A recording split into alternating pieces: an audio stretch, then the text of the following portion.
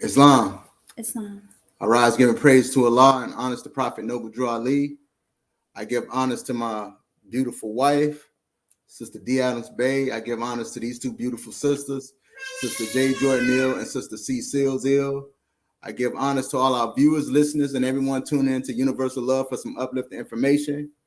And I'll now hand it over to my beautiful wife so she can further share some information with you all. Peace. Islam. First, I give praise to Allah and honors to our Prophet, Prophet Noble Drew Ali. I give honors to everyone tuning in this evening, and I give honors to all those who help make this possible. I give honors to Seattle Bay, who's having a moment right now. Praise Allah. And I give honors to our guest speakers, and praise Allah. And now I hand it up. Oh, excuse me. The topic is neglecting your present concern. And now I hand it over to our guest speakers so they can share a little bit of information about themselves. Peace. Islam. I am Sister J. Jordan Eel from Temple 34 in Brooklyn, New York. First, I rise giving praises to Allah, honors to his prophet, and to everything that pertains to Islam. I am a member, mom of three children. I have two boys and a little girl. And I have recently moved to Delaware out of the state of New York. However, I'm still a proud member of Temple 34. I give honors to my temple and my Grand Sheik, and to this show. I'm grateful to be here. And so with that, I'll say peace.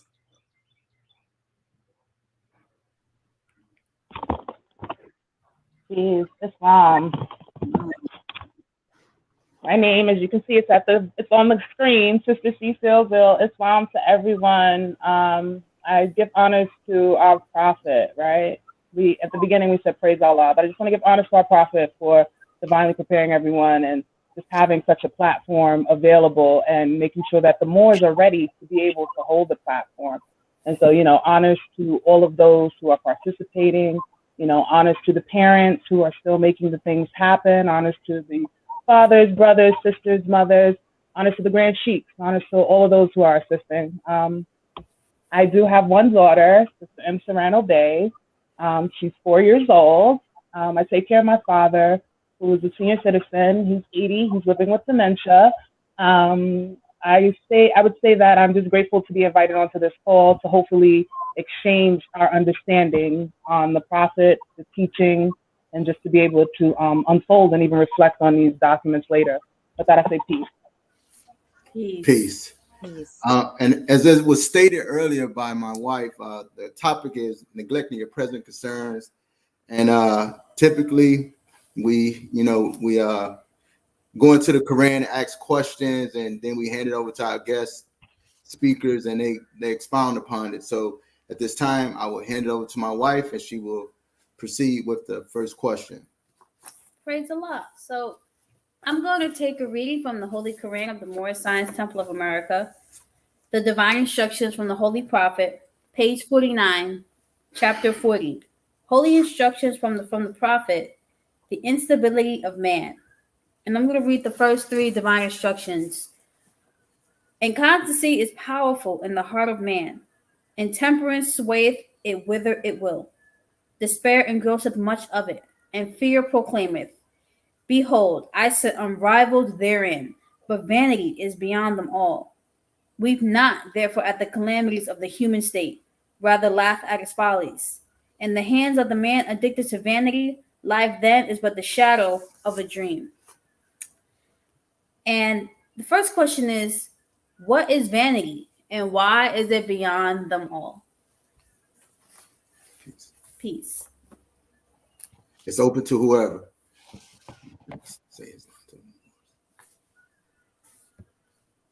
So Islam, so praise Allah. When I look at the word vanity, specifically related to our prophet's teaching, it connects it back to that same concept of inconstancy. When I look it up, just related to the world, giving what I remember from the definition as I looked it up, please forgive me if I err in any way. It's the concept of it is having an extremely high regard for oneself, an unhealthily high regard for oneself, to the point where you put yourself on a pedestal above everyone else. And so for me, you know, when it talks about what hideth the heart of a man from himself, so sometimes if you find yourself so high above, you won't be able to actually receive assistance, receive the help, the guidance, or even maybe the growth that you may be looking for, because you might overlook the area where you can receive the assistance, because you may not be able to, if you will, unblind yourself with that heightened sense of self-worth, from my understanding. I gotta say Peace. Peace. If I can just add to that, I to Camel Walk with my sister. I thought, well, I absolutely agree, and the only thing that I really want to add was that I was thinking about what you were saying, and I was thinking when it comes to vanity, it's almost the opposite of humility, right? When we don't think humble when we think vanity, it's like two of the opposite, and I'm saying that just so that just to be sure that whoever our viewers are, our children who will be viewing it, and so that everyone can understand and break it down. And I always say this, but I feel like if we can't explain things to a 5-year-old, do we really understand it? So for me, it's the opposite of being humble. And when you mentioned about the blindness, I kind of thought about it like it's like driving blind without a care. There's this a lack of caring and understanding. It's really a coldness to it, if you will. So with that, I say peace. Peace. Praise Allah. You can go The next question. All right, praise Allah. So, why do you think that the word vanity is capitalized in this chapter? Well, Islam. There's a few. I know you asked specifically about vanity, but we teach our children, right, when things are capitalized, that it has for a reason. It's a proper noun. It could be a proper name, but we capitalize it, so there's got to be a reason that it's capitalized. And so in this instruction, vanity is not the only word that is capitalized, but it is the last one that they talk about. Inconstancy is powerful. So we have what they're talking about, that inconstancy is powerful in the heart of man. It talks about intemperance swayeth. Intemperance is also capitalized. Inconstancy was capitalized. And those started the sentence, right? So that makes sense that you capitalize words that start sentences. So then we have despair engrosseth much. And I remember we were saying like despair is so deep. It's worse than just being sad. Like despair is deep, but it engrosses to the point that it gets overwhelming. And then it, all inclusive. Fear is also capitalized, and it says fear proclaimeth. So we have some boldness going on there. And then you have here another capital, behold, I sit unrivaled therein. That's what fear is saying. And then we have this little section that starts without the capital. We have a but, which we usually don't start with capital. But then we have vanity is beyond them all. So that's the emphasis of how powerful, how it can sway, how it can be bold, how it sits unrivaled, how it can engross. It's beyond all of that. It's bigger than those. And that's why I think it was capitalized, so that there's importance in understanding just the basic word itself. And that's just a grammar sense of because we were talking about capitalization. So with that, I say peace. Peace. Peace. Islam. I think that was beautifully stated and well cleaned up, because like, what is there left, right? What I thought of in existence, you gotta love it. Like when you get to sit back and you kind of get to take it in, because that's the purpose to me of these platforms, is when you have the opportunity to exchange with the different minds, spirits, if you will, that's been inspired by the Holy Prophet. And so now you're getting a divine exchange when they're tapping and tying into the divinely prepared lesson. and unfolding upon it. So I usually try not to think about what I'm going to say in that moment. I try to process and truly internalize what's being delivered. As the sister just beautifully explained, the same concept, vanity. I love that we brought grammar into this, because the prophet talks about communicating to us in our language, or the language that we speak here in North America. And so I 100% agree. Capital letters are to not only bring attention, start a sentence, proper nouns in general, but it also allows the person to be able to see how it's associated with oneself. So for me, every time it's starting, it's letting you know, like, okay, this one's for you. Again, this one's for you. Don't lose sight of it, but this one is for you. And so it's especially related back to vanity. So praise Allah. Islam. And I wanted to go back when you speak about vanity. Vanity is also linked to emptiness. And what it made me think about is chapter 26, Holy Instructions of Unity, divine instruction number 4. The pride of emptiness is an abomination, and to talk much is the foolishness of folly. Nevertheless, it is the part of wisdom to hear with patience their impertinence, and to pity their absurdity. And it made me think about how into one not unifying, but when I saw emptiness being linked to vanity, it made me think about that divine instruction and holy instructions of unity from the prophet. Praise Allah. And so now we'll be going to you want to say something? I want to Islam. When Brother Adams Bey just spoke about when he pulled up a definition that he saw on vanity, and what he just said, it made me think about holy instructions from the prophet, the instability of man, where it reads, the vain delighteth to speak of himself, but he seeth not that others like not to hear him.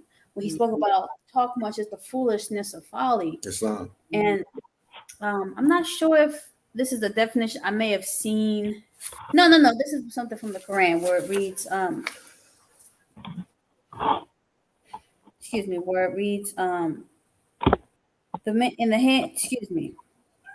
the hands of the man that to vanity, life then is but the shadow of a dream.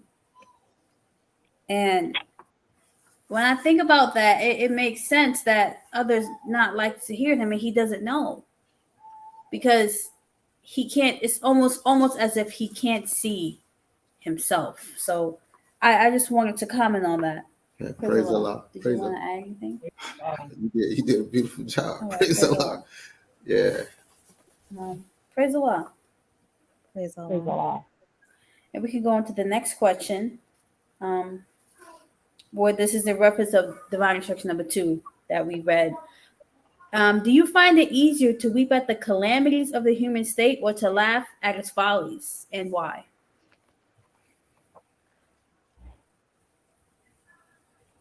Islam. So, after thinking over that question and truly having a time to kind of run over it, I think it's easier to weep. I think it actually takes work to guard yourself at all times, to remind yourself to not fall into a state of weeping. I think that it's when the prophet told us that we need to learn to love instead of hate. Mm-hmm. There's a lot of things that go with that higher vibration of thinking and operating. So I think that naturally, it would be naturally in the conditions that we are existing in our human state, I think it'd be easier to weep. But if you're actively and consciously working on yourself and understanding the connection to weeping and that it brings more sadness, I think that I would say that that would be my answer as far as what's naturally able to be done versus what one would have to work at, regarding myself at all times against it. And that was my thought on that. Peace. If I can add on to what the sister was saying, the question kind of makes me think a little bit more about how we are as just as a member of the Moorish Science Temple of America. Like I am proud to be a member of the Moorish Science Temple of America, and I'm proud of our principles. I was just met someone who was taking a walk with their daughter, and they introduced themselves. They said they were Christians, and they asked, what my faith was. And so I was explaining to them what we believe, what we practice, and our 5 principles. And then I mentioned about the lower self and the higher self, and how that's what we teach our children, to kind of use that as a way to determine our behaviors. And so when I think about whether it's easier to weep at the calamities of the human state or to laugh at its follies, and why, which is the question, correct? That's what we're focusing on. I wanted to say that it kind of hits home, because we don't want to see our sisters and brothers fall. We don't want to see them fall, and we don't want to see them hurt, right? But when we see certain things and we recognize, and you, praise Allah, if you are in that place of that kind of consciousness that you can recognize vanity when you see it, right? That it's not something that I can necessarily laugh at and think, you laugh like, this is silly, this is a folly, you're gonna have to deal, Allah's gonna deal with you, in a sense. And I'm still working on this, and I'll be clear, I would weep more at the calamities, because it's unfortunate. It's not what we want to see. It's not what we want to portray. And if it's vanity, usually it's because it's involving or some kind of folly, it's involving others seeing it, right? So if other people are seeing it, we want to be able to uplift fallen humanity. And the best way we can do that is by demonstration. So to say I would weep at the calamities, yes, because it's embarrassing, it's sad, it's disappointing, depending on who if it's someone that we charge with so much, and sometimes we put people on these pedestals and things happen, and so it's embarrassing. But to weep at the calamities, yeah, it would be heartfelt, because in the bigger picture, we want our brothers and our sisters, we want our movement uplifted, and we want that's our goal, right? To uplift fallen humanity. So when we say, as a Sister Cecile was saying about teaching you to love instead of hate, this is a tough one, because our laughter, as she says, you kind of see the laugh a little differently. It's not necessarily humor, but as she had mentioned this the other day, that it's kind of more of a surprise kind of laughter. But I just wanted to say that you got to question your own self when this question is asking how you're feeling, how you're responding. And that brings into not just what they're doing, but how I'm responding to, am I responding the right way? Should I be weeping at the calamities? Should I be laughing at the follies? How am I responding? So I know that sometimes we look at these instructions one way, but I like to try to see it in different ways, and not just in what they're talking about, but how I should be perceiving it, and what it's telling me how I'm supposed to be behaving. And so with that, I say peace. Peace. Islam. Oh, praise Allah. I thought she did. Oh, go ahead. You good? I apologize. Islam, Cecile, please bear with us. Did you comment on this question already? Yes, right? Yes, exactly. That's what we thought. We wanted to make sure. Praise Allah. Praise Allah. Thank you for the consideration. Because I was about to comment, and I think for me personally, it depends on the situation, because certain things, it's easier to laugh at the follies than something that's a lot more grave or deep or serious, And like Sister Jordan said, it's not necessarily out of humor. It's kind of like, what, really? Mm-hmm. So, and your intention really plays a role in that too, because let's say you have someone going through something and then you laugh, they might take it the wrong way, So, but at the same time, you don't want to say, well, but to the divine instruction. So I want to correct myself in those regards.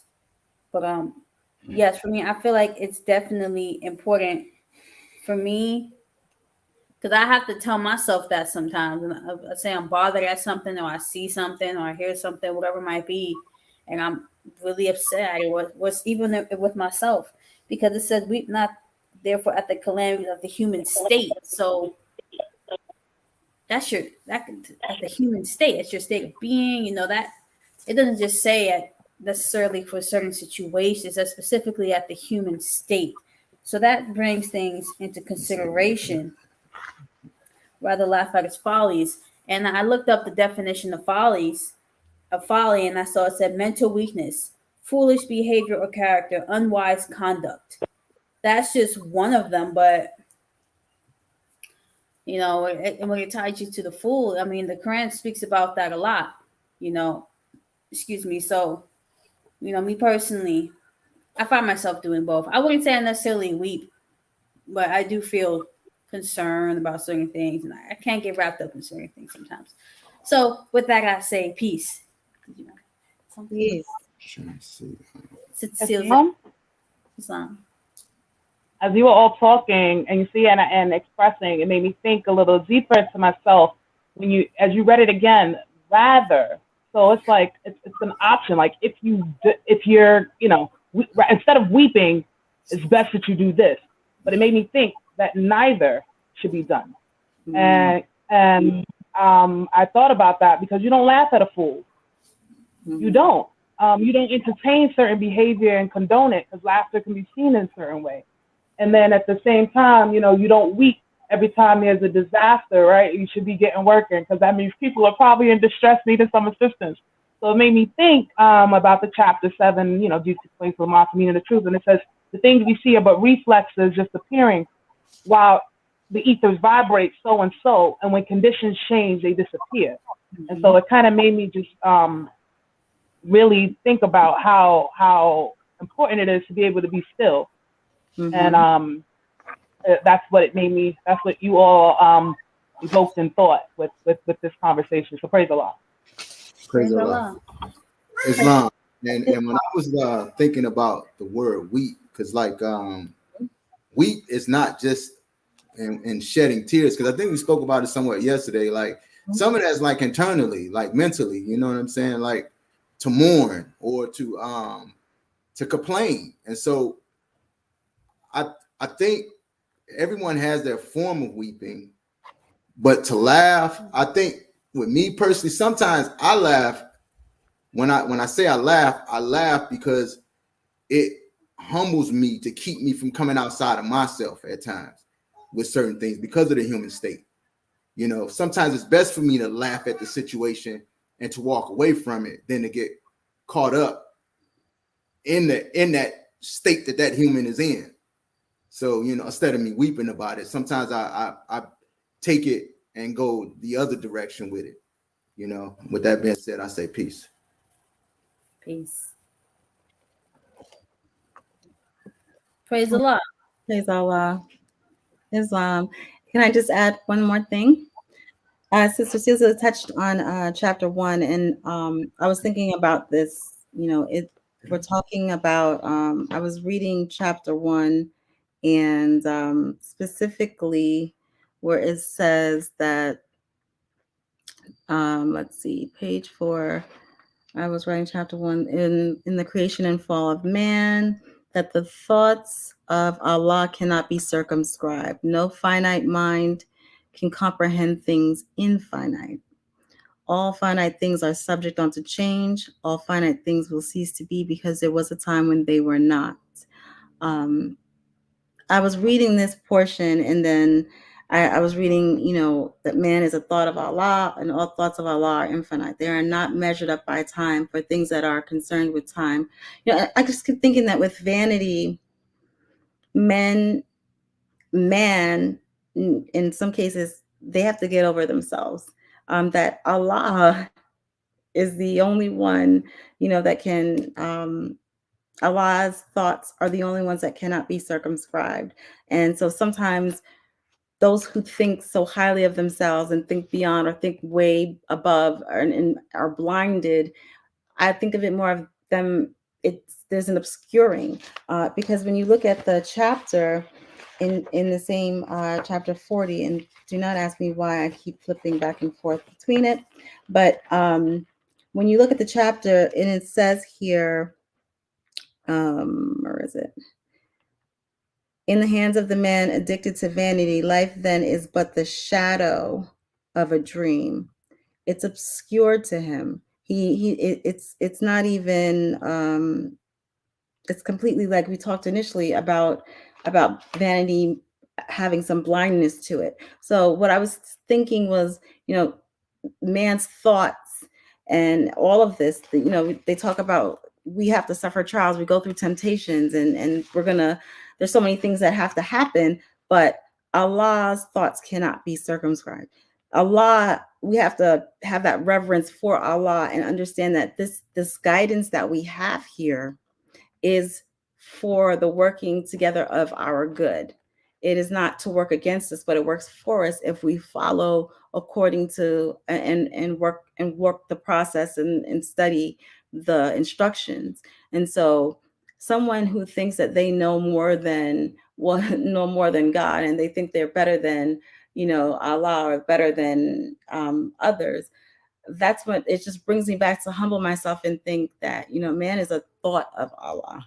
Okay, so we have to remember humility and in everything, especially when it comes to vanity. And so with that, I say peace.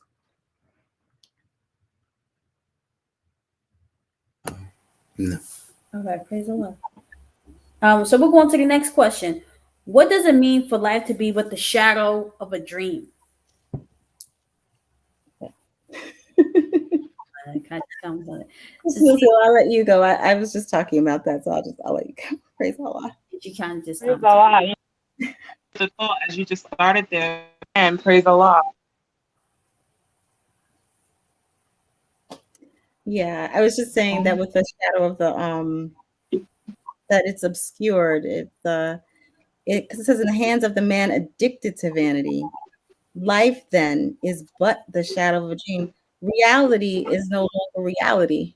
It's their vision or whatever it is that they think they're seeing, the picture they've painted in their minds, whatever landscape or a vision they have going on, the concerns that they've wrapped themselves up with, they no longer are actually paying attention to reality and life. So when it says that life then is but the shadow of a dream, their path that they were supposed to walk, the things that Allah had planned for them, the work they were supposed to be doing, everything, the messages that their work was supposed to be sending, all of that is obscured. And it gets pushed back into what they think they put it to the background, or they kick it to the side. And so that's what I would think of when I read that instruction, that that's when man has to study himself, because they've lost sight of who they are. And so with that, I say peace. Sorry about that. All is well. Take off this. Sister Sylvia? Can she hear?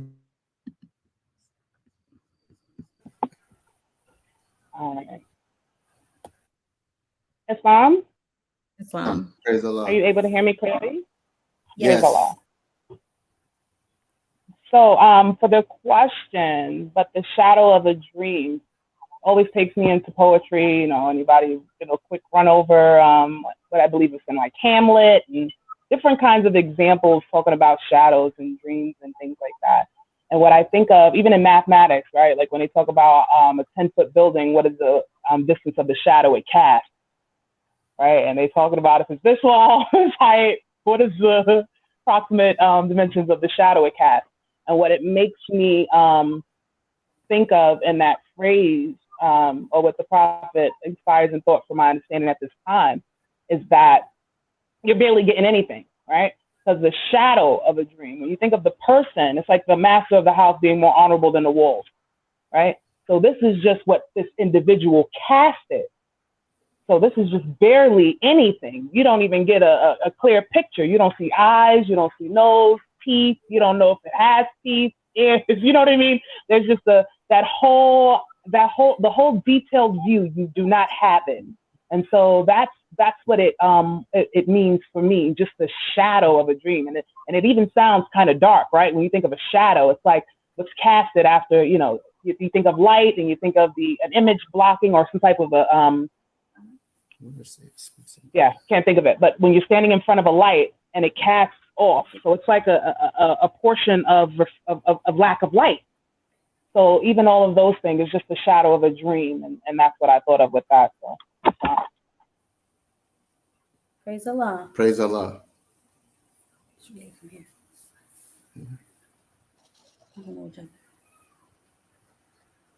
All right, you can go ahead. You go ahead. I was gonna just add something while you guys are working on Islam, I apologize. Go ahead. let me just I'm gonna I can fill the space. Praise Allah.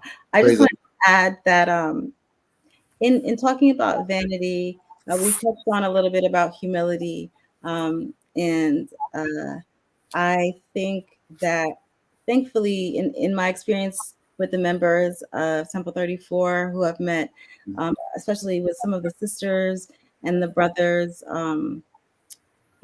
I felt like the humility and the humbleness is so important, and seeing that within, it's beautiful. So I'm grateful for one of the teachings that we had gone over in the other day. We were talking about this in chapter 35, Holy Instructions from the Prophet Religion, and instruction 29 says, "O fear Allah, therefore all the days of thy life, and walk in the paths which he hath opened before thee." Right? Let prudence admonish thee, let temperance restrain, let justice guide thy hand, benevolence warm thy heart, and gratitude to heaven inspire thee with devotion. These shall give thee happiness in thy present state, and bring thee to the mansions of eternal felicity in the paradise of Allah. This is the true economy of human life.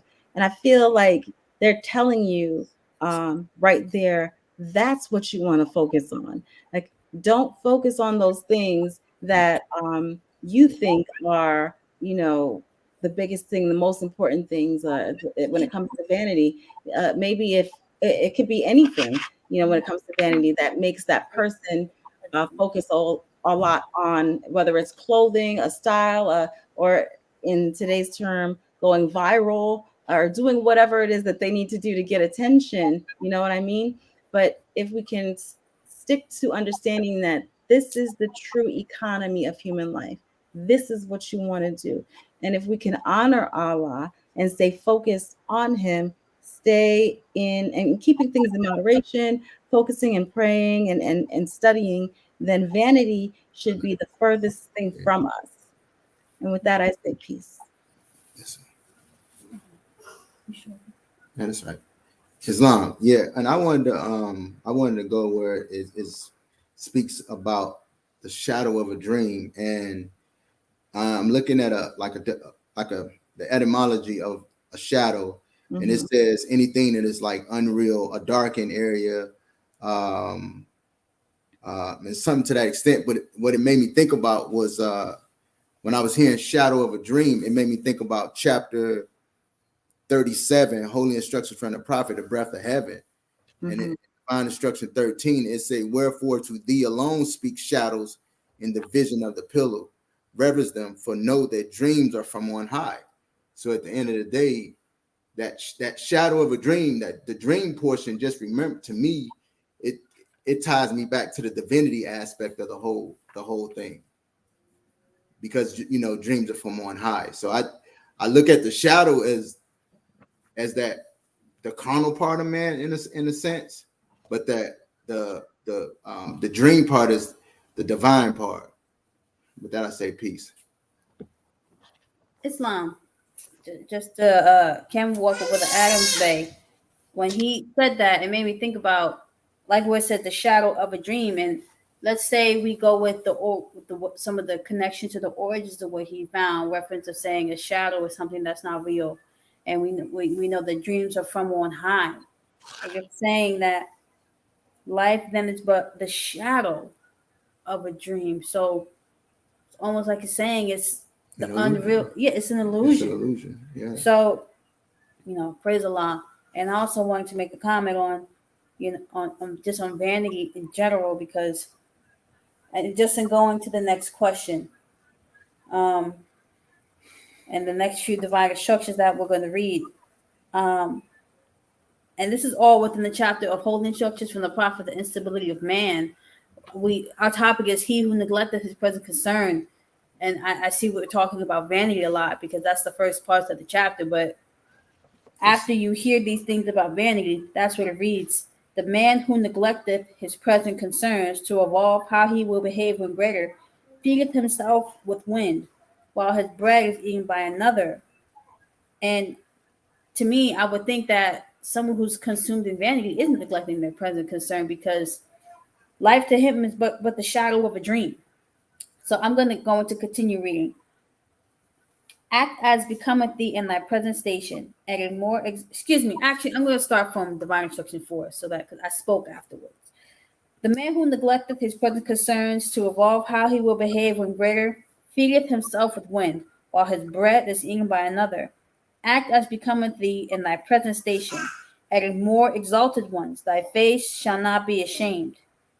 What blindeth the eye, or what hideth the heart of man from himself like vanity? Lo, when thou seest not thyself, then others discover thee most plainly. And the next question is, what do those divine instructions mean to you? Peace.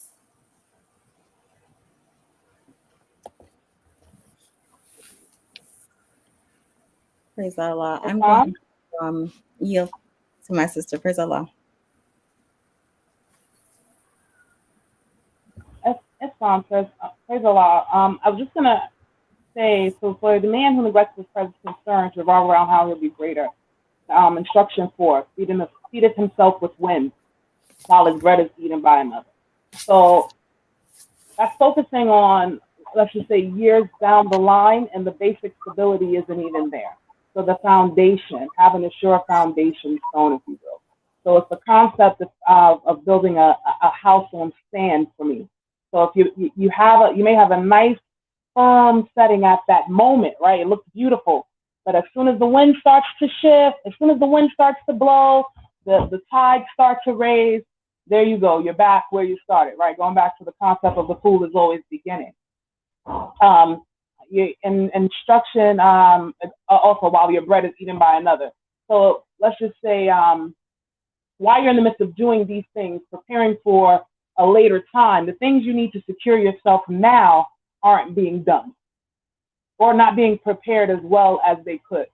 So let's just say you have some people preparing, let's just say for a vacation. No judgment here, anyone, if it's home, but man will find himself where he can solve his problems best, and so let's just say you're preparing for a vacation, but you don't have a 90-day food supply, right? So at this moment, all is well, you're enjoying, you might get to enjoy these things and enjoy life, but at the same time, when you think about the things that you may need, and when, let's just say, the pandemic hit, how many people thought about the things that they could have had and should have done and just felt like maybe didn't make sense. And so the concept of the bread being eaten by another. So that money that you spent on that vacation, somebody else might have used to create their own 90-day food supply, right? Of course, hypothetically speaking. Now, and you just read instruction 5 as well. I'm sorry, to just continue. I don't want to just speak off the top. I want to connect it back to the instruction. So it goes to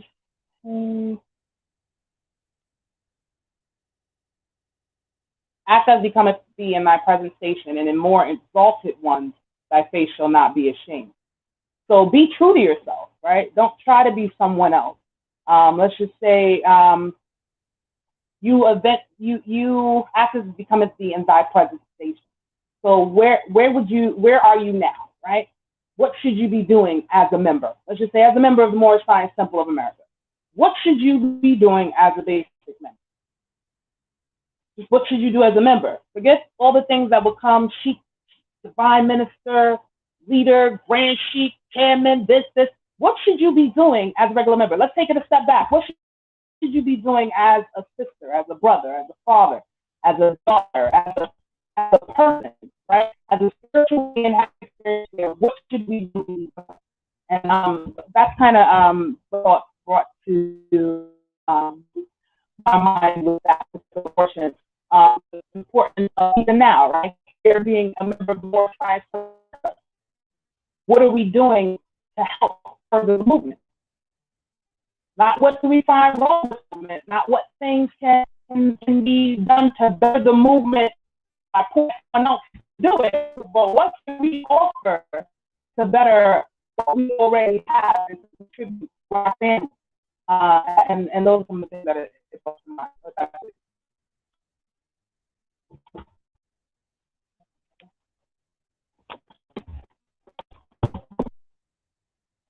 Okay, we're all unmuted. Islam? Islam, yes. This is Jordan now. Praise Allah. Praise Allah, Sister Cecile, and thank you for your portion. You actually, it was going in and out. So, if I say something that you said, just let me know. Praise Allah, though. Indeed, I wanted to add on. I was meditating and talking to my husband about this. And first, I want to make sure I give honors to my husband, Brother R. Jordan Eel, who is resting right now in preparation to go to work. But I appreciate that he took the time to help kind of work through some of my questions. And if you know what that means, I always have questions about questions, and I'm like, what do you really think? So I want to thank him for that. So I give him honors to my husband for that. Praise Allah. Praise Allah. I thought about this section, and this is going to be an interesting thing. So just I'm going to do my best to explain it. This makes me think about when you say the man who neglected his present concerns to revolve how he will behave when greater, feedeth himself with wind while his bread is eaten by another. I thought about one thing where sometimes Allah gives us something, an idea to do something, and we are able to do that, and yet still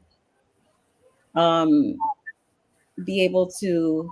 Sometimes we're so busy we forget that what Allah has given us to do, or maybe we put it on the back burner, and He gave us an idea that may have been, brought to fruition some things that needed to happen, but because we put it on the back burner, our focus was wrong. It took us off the path that He had us on, and someone else ran with the vision. And then it became something bigger, and you turn around and say, well, wait a second, I had that idea. Why, yeah, but you didn't do anything with it. And so I thought about that when at the last portion where you're busy feeding yourself with wind while your bread is being eaten by another. So I thought about in that one sense, but then act as becometh thee in thy present station, and in more exalted ones thy face shall not be ashamed.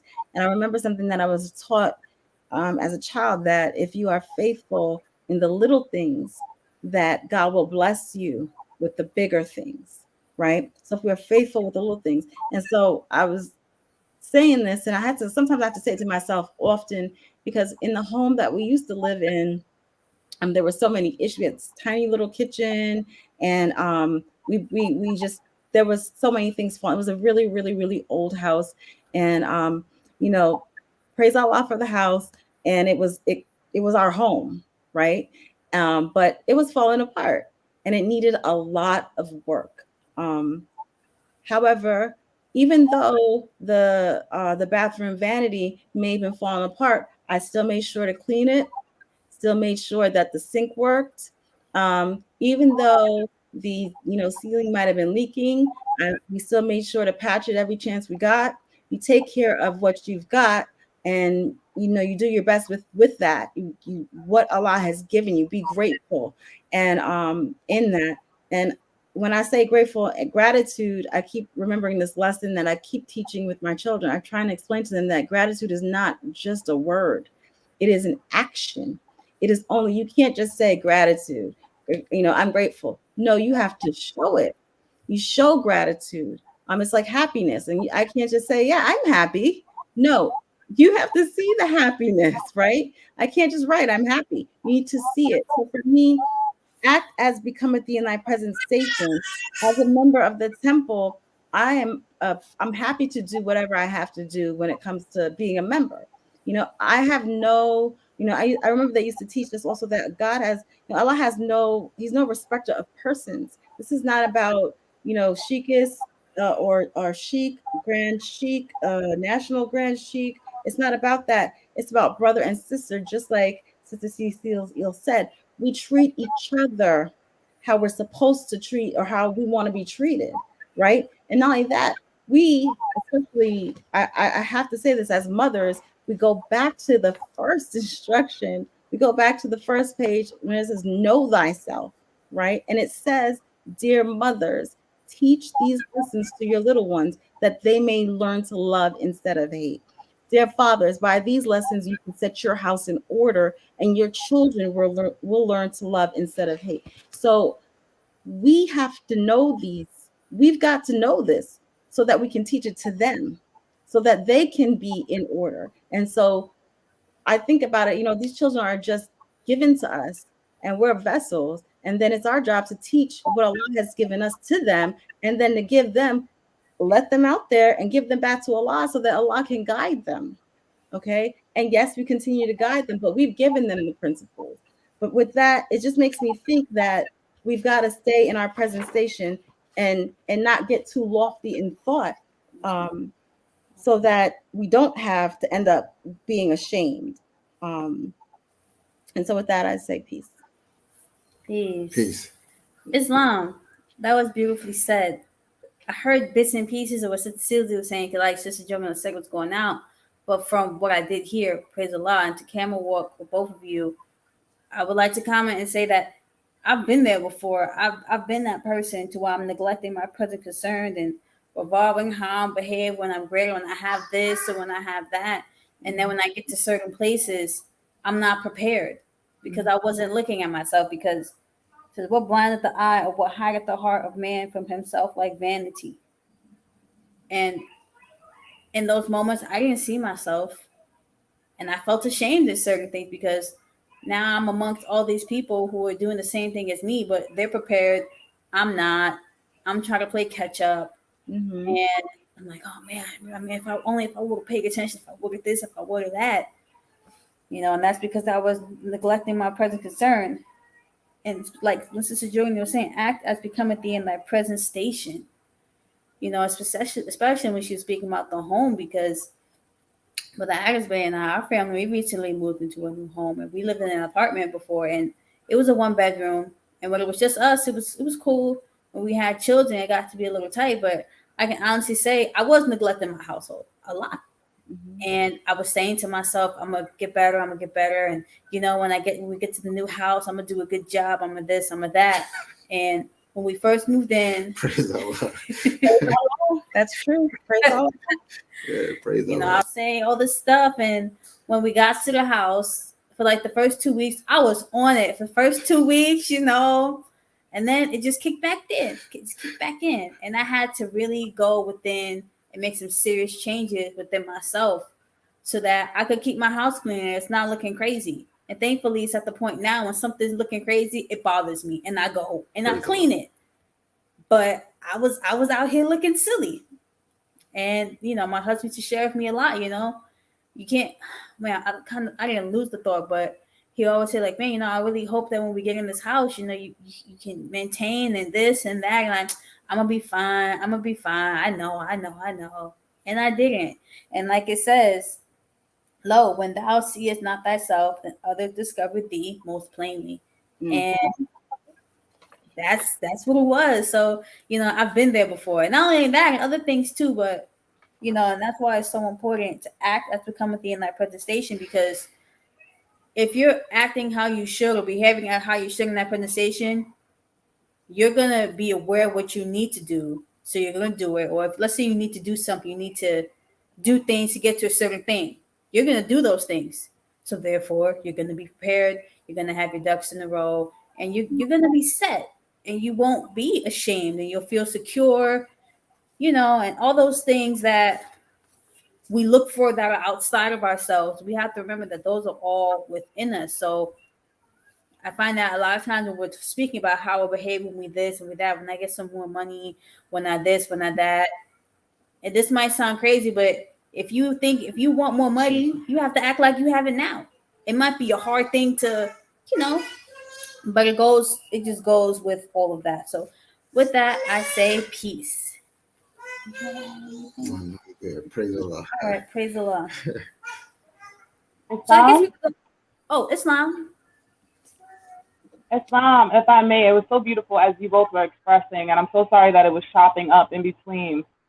Gotta love the electrified age and its finite connections, right? Hope, our connections aren't as finite, right? Once we start talking on the level of spirit, we know that Allah never dies. While man lives, Allah never dies. While Allah lives, man never dies, excuse me. And that says, it brought me to the pinnacle of wisdom as you were speaking, because a lot of them mirror one another within the instruction. And it says, labor not after riches first, and think that you will afterward enjoy them. The instruction before that talks about the wise continueth to live from his first period.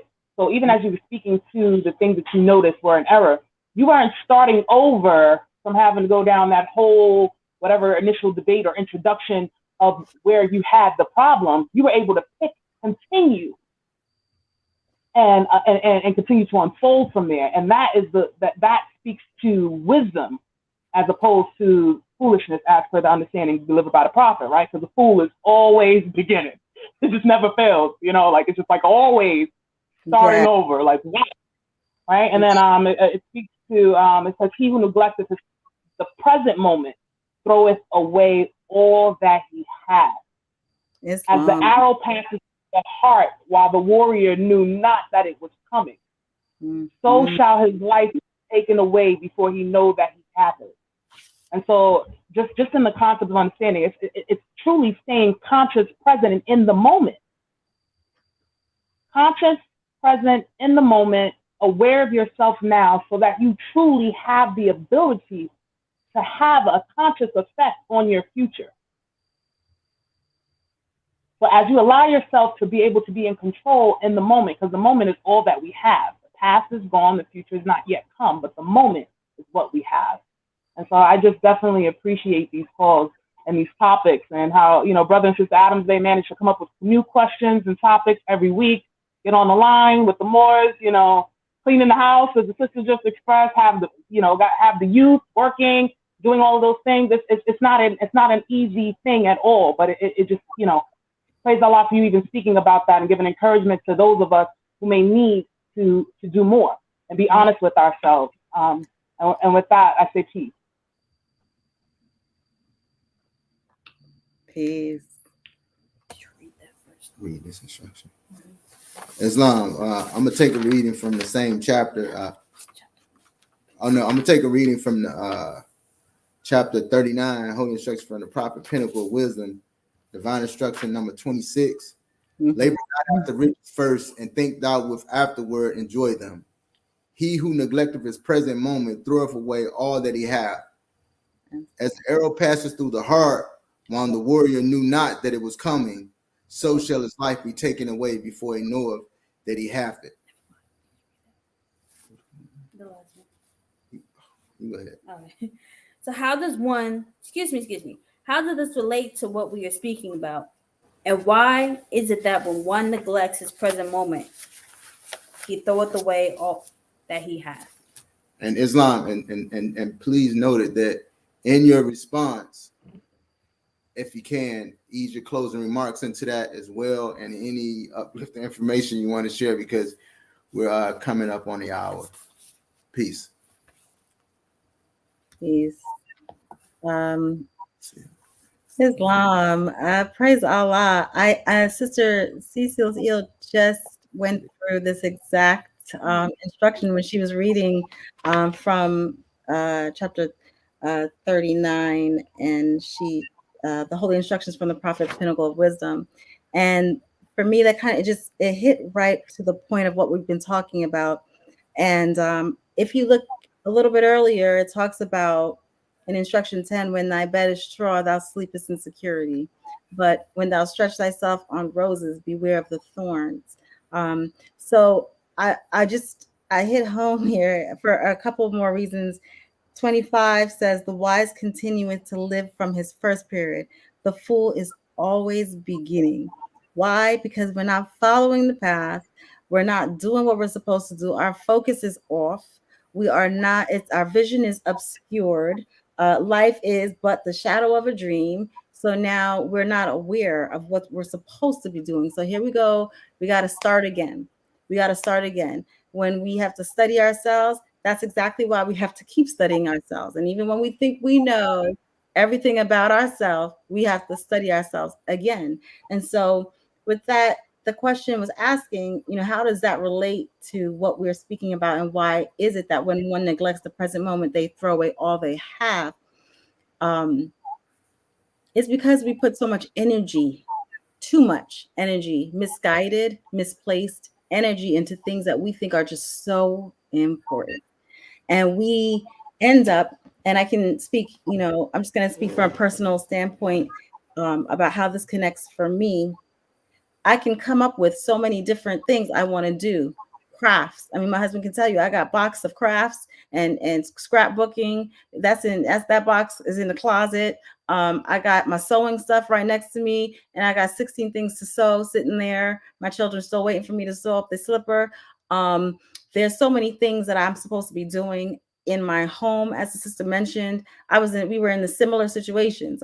We moved from smaller spaces into bigger spaces. And even being here, remembering that I still have to be a mom. I still have to teach my children. I still need to make sure they're fed. I still need to make sure my house is clean. I still need to make sure that, they have clean laundry. I still need to make sure that I'm staying present and I'm keeping in touch with what their needs are.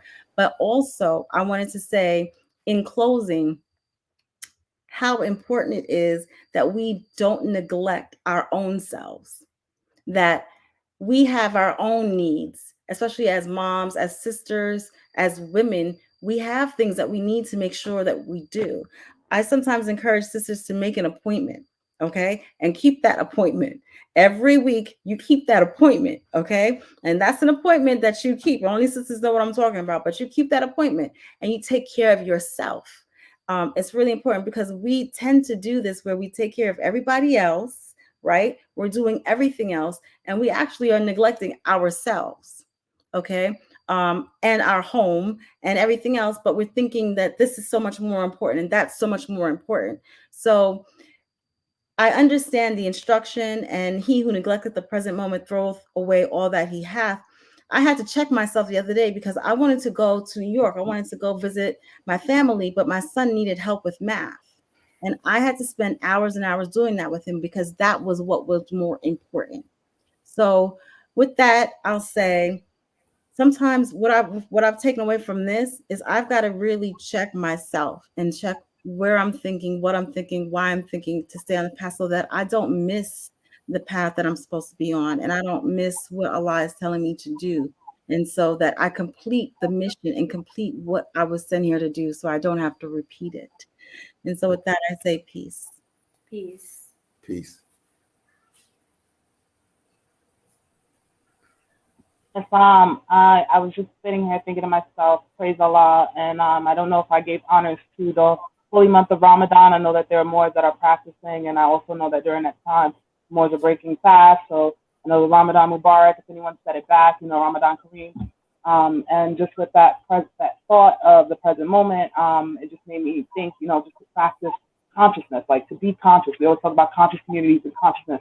The Prophet talks about wake up, you sleepy-headed Moors. So the first step is just, waking up, live mindfully, right? And set an intention and, act consciously. So do it with an awareness.